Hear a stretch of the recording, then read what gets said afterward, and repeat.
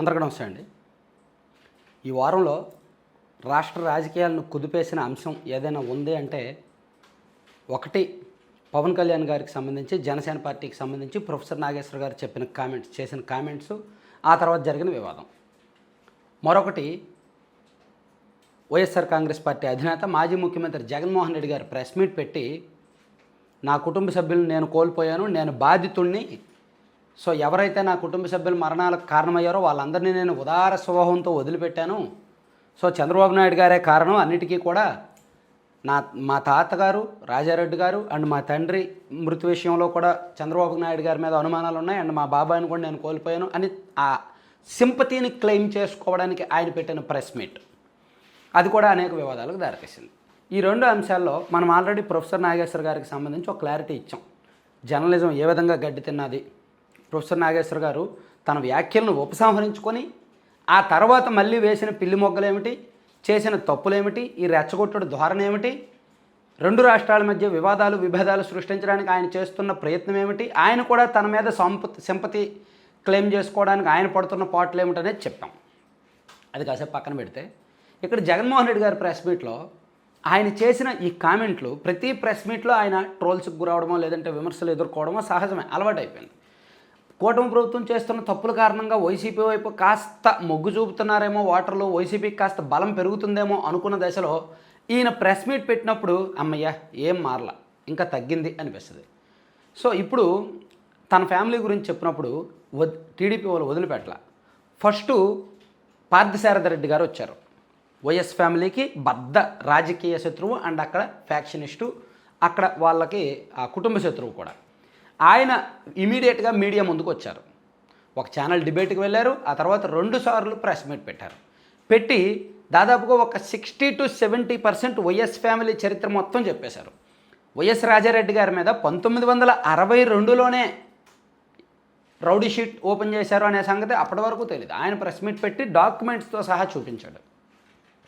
అలాగే 1962 నుంచి 1978 వరకు, అంటే రాజశేఖర రెడ్డి గారు తొలిసారి అసెంబ్లీకి ఎన్నికయ్యే వరకు ఆయన రాజకీయ ఎదుగుదల కోసం రాజారెడ్డి గారు చేసిన ఆకృత్యాలు ఏమిటి, ఆ పులివెందుల నియోజకవర్గంలో ఇంకెవ్వరూ కూడా రాజకీయంగా ఎదగకుండా, రాజశేఖర రెడ్డి గారికి పోటీ లేకుండా ఆయన రాజారెడ్డి గారు చేసిన ఆకృత్యాలు, ప్రత్యర్థుల మీద చేసిన బాంబు దాడులు, వాళ్ళ ఇళ్లను కూల్చివేయడం, వాళ్ళు ఊర్లోదులు వెళ్ళిపోయేలా చేయడం, ఇవన్నీ కూడా పార్థసారథి రెడ్డి గారు బయటపెట్టారు.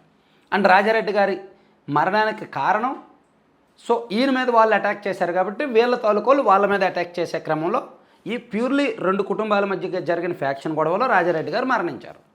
అది దానికి రాజకీయానికి సంబంధం లేదు. సో ఈ పచ్చినిజం జగన్మోహన్ రెడ్డి గారు ప్రెస్ మీట్ పెట్టారు కాబట్టి పార్థసారథి రెడ్డి గారు మీడియా ముందుకు వచ్చి చెప్పారు, లేకపోతే ఆయన చెప్పేవాడే కాదు, ఆయన ఎవరో కూడా ఎవరికి తెలియదు. సో అలా జగన్మోహన్ రెడ్డి గారు చేసుకున్న క్లెయిమ్ రాంగ్, తప్పు అని తేలిపోయింది. ఇక రాజశేఖర రెడ్డి గారి మరణంని కూడా తను సింపతి కోసం క్లెయిమ్ చేసి ఇన్నాళ్ళ తర్వాత చంద్రబాబు గారి మీద వేలెత్తి చూపించడం, ఆయన మీద అనుమానాలు ఉన్నాయని చెప్పడం, అది కూడా తప్పు చర్చకు దారితీసింది. సో నిజంగా రాజశేఖర రెడ్డి గారు చనిపోయిన వెంటనే జగన్మోహన్ రెడ్డి గారు ఎమ్మెల్యేల సంతకాలు సేకరించి నేను సీఎం అవుతాను అని అనకుండా నా తండ్రి మరణానికి చంద్రబాబు కారణం, సో సిబిఐ ఎంక్వైరీ జరగాలి అని అడగల. కొన్నాళ్ళ తర్వాత రిలయన్స్ మీద ఆరోపణలు చేశారు. రిలయన్స్ స్టాల్స్ ఎక్కడున్నా సరే వాళ్ళ పెట్రోల్ బంకుల మీద, వాళ్ళ స్టాల్స్ మీద రాళ్ళు రువ్వి గొడవ చేశారు. తర్వాత 2019లో అధికారంలోకి వచ్చాక అదే రిలయన్స్ ముఖేష్ అంబానీ గారిని ఇంటికి పిలిపించుకొని సత్కరించి ఆయనకు అత్యంత సన్నిహితుడైన పరిమళ నట్వానికి రాజ్యసభ సీట్ ఇచ్చారు. సో ఇక్కడ తప్పు ఎవరిదని తేలిపోయింది. అండ్ వివేకానంద రెడ్డి గారి కేసులో జగన్మోహన్ రెడ్డి గారు చేసిన తప్పులు మనం ప్రత్యేకంగా చెప్పక్కర్లా. అలాగే కొత్త అంశాలు వైఎస్ ఫ్యామిలీకి సంబంధించి, అసలు బ్రిటిష్ వాళ్ళకి వీళ్ళు మాంసం వండి సప్లై చేసేవారన్న టాపిక్కే లేదు ఇప్పటి వరకు. జగన్మోహన్ రెడ్డి గారు ప్రెస్ మీట్ పెట్టిన కారణంగానే పులివెందుల నియోజకవర్గానికి చెందిన బీటెక్ రావు గారు, ఎమ్మెల్సీ రామ్ గోపాల్ రెడ్డి గారు, ఈ పార్థసారథి రెడ్డి గారు, వీళ్ళందరూ కూడా 1 by 1 ఒక్కొక్కరు ఒక్కొక్క కొత్త సబ్జెక్ట్ చెప్తూ వచ్చారు. దాన్ని ఈ జగన్ వ్యతిరేక మీడియాలు కూడా బాగా హైలైట్ చేస్తూ వచ్చాయి. సో అది జనంలోకి విస్తృతంగా వెళ్ళింది. అప్పటికే జగన్మోహన్ రెడ్డి గారు ప్రెస్ మీట్ పెట్టినప్పటికే, ఆయన సింపతి కోసం క్లెయిమ్ చేసినప్పటికీ ఎవరు పట్టించుకోవాలి, నమ్మేవారు కాదు. సో వీళ్ళు ఇమీడియట్గా పెట్టిన కౌంటర్ ప్రెస్ మీట్లు జనంలోకి విపరీతంగా వెళ్ళాయి. ఎందుకంటే ఆ ఫ్యామిలీ అటువంటిదేలే, రాజారెడ్డి గారి చరిత్ర అటువంటిది, ఆయన ఫ్యాక్షనిస్టులే, సో ఇలా చేసే ఉంటారు అంటే రాజకీయంగా ఎవరిని ఎదగకుండా చేసి గనులు దోపిడీ చేసి ఎవరికైనా గనులు వెళ్తే వాళ్ళ దగ్గర నుంచి గనులు దోచుకొని సో ఇట్లా ఏ విధంగా సంపాదించారు 1970s నుంచి ఇప్పుడు 2026 వరకు మొత్తం వీళ్ళ సంపాదన ఏంటి, వీళ్ళ ఆస్తి లెక్కలు ఏంటి, వీళ్ళ వారసత్వం ఏంటి, ఇదంతా కూడా కుటుంబం మొత్తం ఇప్పుడు రోడ్డున పడినట్టు అయింది. సో కుటుంబ విలువలు ఎక్కడున్నాయి?